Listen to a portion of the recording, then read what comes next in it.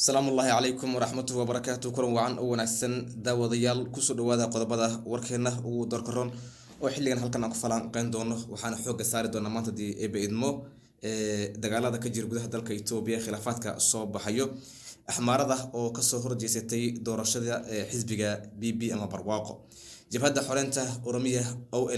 أو شيءتين يقولوا وين إيجارتي دجالك يكون جرتو عيد مدى فدرالك إثيوبيا تايوان oo dagaal isku diyaarinaysa kadib markii ay dareentay sansan colaadeed oo ka imaanaya dhanka Shiinaha Saudi Arabia oo hal mar dil ku fulisay dadkii ugu badna abid oo ay ku jiraan culimo caan ah daawadayaal ku soo dhawaada qodobadaasi iyo kuwa kale oo faahfaahsan oo halkan aad ku daawan doontaan hadii ay baydmo jabhada xoreynta Oromiya ee loo soo gaabiyo OLA ayaa waxa ay sheegtay inay guulo waaweyn ay ka gaareen dagaal kharaar oo maalmihii la soo dhaafay ay kula jireen ciidamada dawladda federaalka Itoobiya kaasi oo ka dhacay deegaan ka tirsan Ambo ee deegaanka Oromiya dagaalka oo dhaxmaray ciidamada gaarka ah ee deegaanka Oromiya waa kuwa loo yaqaan liyuga oo taageero ka helaya militariga qaranka iyo waliba ciidamada OLA ayaa la sheegay inuu saacado badan socday khasaare aad u badan halkaasi uu ka soo kala gaaray labada dhinac OLA ayaa waxa ay sheegtay inay jab xooggan ay u geysatay maxaabiis badanna ee halkaasi ay ku soo qabqabatay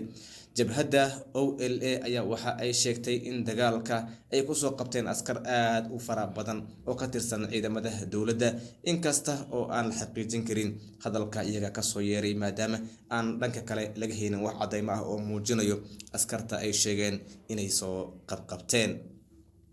dagaalka ayaa waxa uu ka socday nawaaxiga Ambo ee deegaanka Oromiya jabhada OLA ayaa maalmihii u dambeeyay waxa halkaasi ay ka waday dhaqdhaqaaqyo ciidan oo awood leh kuwaasi oo ay doonayso inay ku xireyso deegaanka Oromiya inkasta oo muddada ay ku dheeraatay ayna olog ahaayeen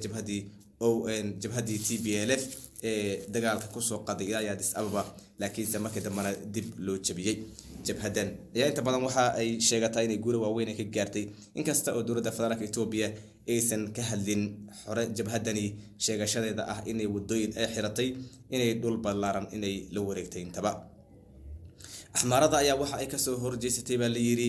doorashada xisbiga BB kaasi oo ay ku sifaysay in marna aysan ku qanci doonin saami qaybsigii lagu qaybsaday xisbiga barwaaqo qowmiyadda axmarada ayaa si weyn uga soo horjeesatay doorashadii xisbiga BB axmaradu waxa ay doonayeen inay marna aysan waayi karin booska koowaad oo ay ula jeedaan gudoomiyaha ama booska labaad balse marna aysan aqbali karin in ay helaan booska saddexaad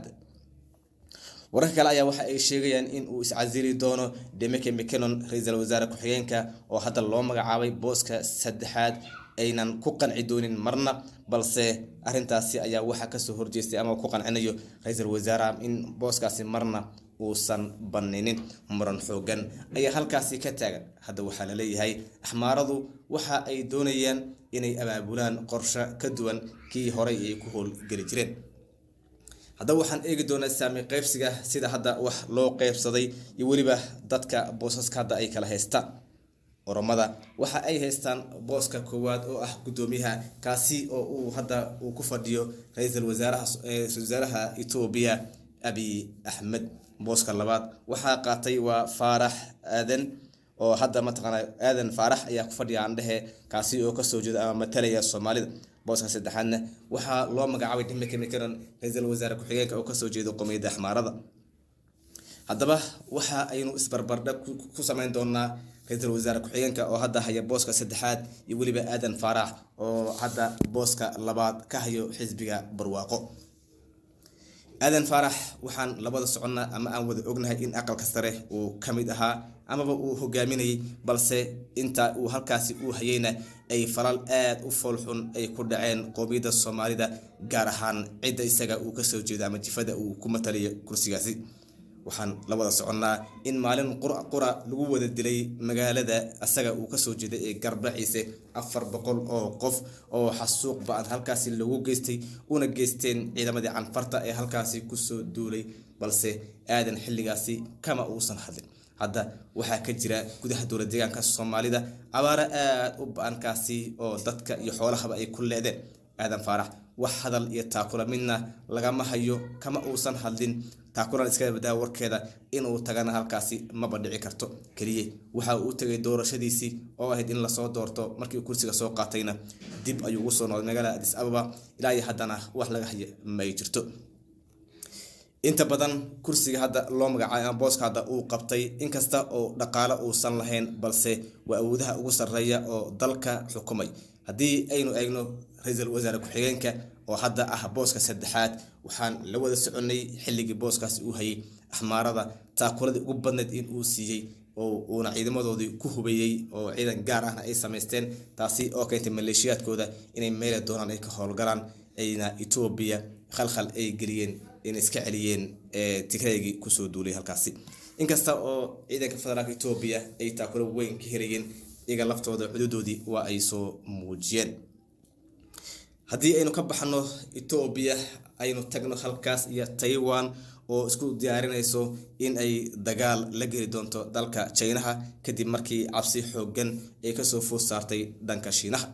dalka Taiwan ayaa heegan waxa uu geliyay ciidamadiisa kadib markii ila wareegay sirdoon ah ay u sheegeen in ciidamada Shiinaha ama China uu dhaqaaqay ciidan halkaas uu ka wado una doonayo in uu ku duulo Taiwan, isaga oo kaga faa'iideysanaya dagaalkan Ruushka hadda uu ku qaaday Ukraine, maadaama adduunka hadda indhihiisa ay wada eegayaan dhankaas iyo Ruushka in China uu kaga faa'iideysto in uu soo ceshado dalkan isaga oo kamid ahaan jiray, haddana asaga uu sheeganayo inuu kamid yahay, balse iyaga sheegtay inay madax bannaan yihiin, madax bannaanidoona ay tahay muqadas. iyagana waxa ay taageero mugle ay ka heliyaan Mareykanka, inkastoo Mareykanka uu hodi karo sida hadda Ukraine loo hoday oo kale.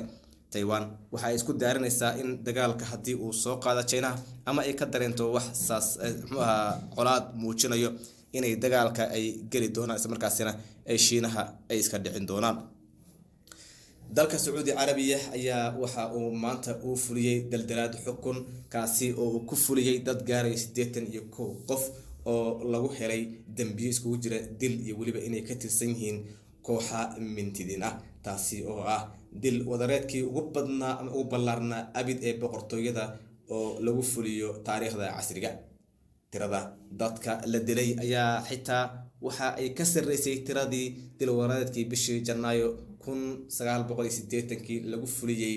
63 qof dagaalyahano, kuwaasi oo weerar ku soo qaaday ama qabsadeen masjidka xaramka, kuwaasi oo la sheegay inay ka soo jeedeen jamhuuriyadda Iran oo doonayay inay Kacbada ama masjidul Haram inay khalkhal amnigiisa ay geliyaan. hal mar ayaa waxa maalinkaasi la dilay 63 qof oo dadkaasi ka tirsana. maanta waxa dib xariga la saaray tiirka ilaa dad kor u dhaafayo 80 qof iyo Misriya la saaray, kuwaasi oo ku tusinayso in boqortooyada ay maanta kaliya ay dishay dad aad u fara badan, taasi oo tusinayso in hadda Sacuudi Carabiya uu ka mid noqon doono dowladaha fuliya dilka ee dadka loo geysanayo. ila loo kalsoon yahay waxa ay sheegayaan in culimo caan ah ay ku jireen dadka hadda dilka lagu fuliyay oo aan weli la carabaabin, balse dib laga soo sheegi doono. daawadayaal waxa intaasi nooga dhan war wixii daray dib inaga soo gaaray oo halkan aad kala socoteen intaan warka mid xigo ku kulmeen haddii ay baydno waxaan idinkaga tagayaa sidaas nabad gelyo.